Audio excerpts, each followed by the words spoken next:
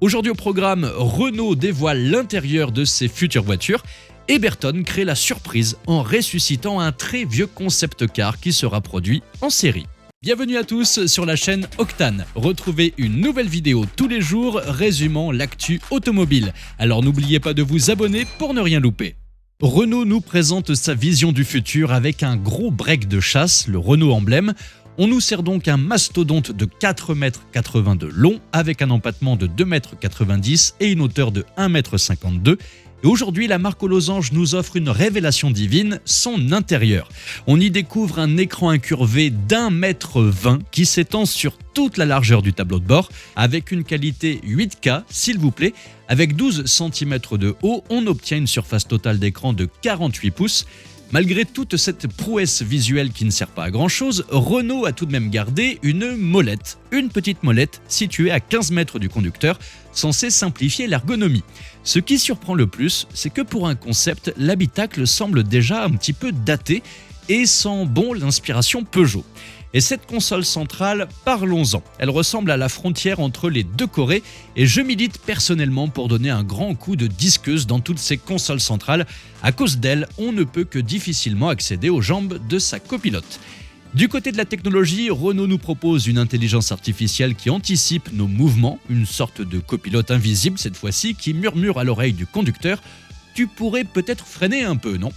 L'idée étant de booster votre sécurité et l'efficience.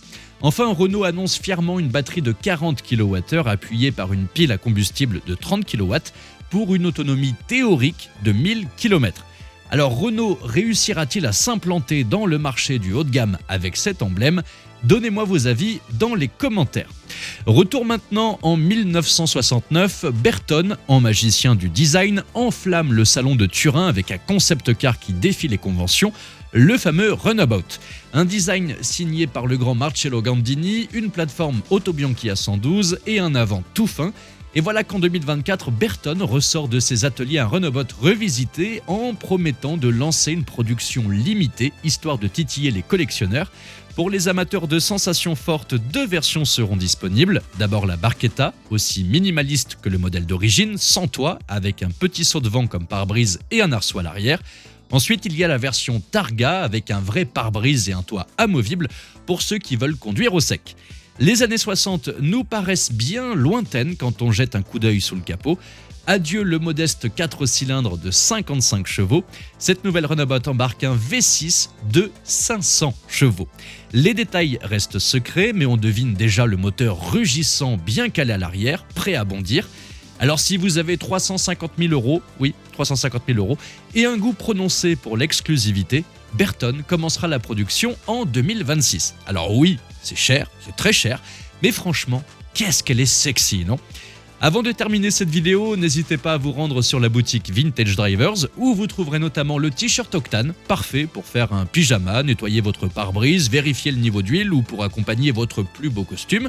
Je vous mets le lien en description et dans le premier commentaire épinglé. Merci à tous d'avoir suivi cette nouvelle vidéo. N'hésitez pas à vous abonner, à activer la cloche des notifications pour être sûr de ne rien louper, liker, partager et vous pouvez également venir nous rejoindre sur notre compte TikTok. Ciao!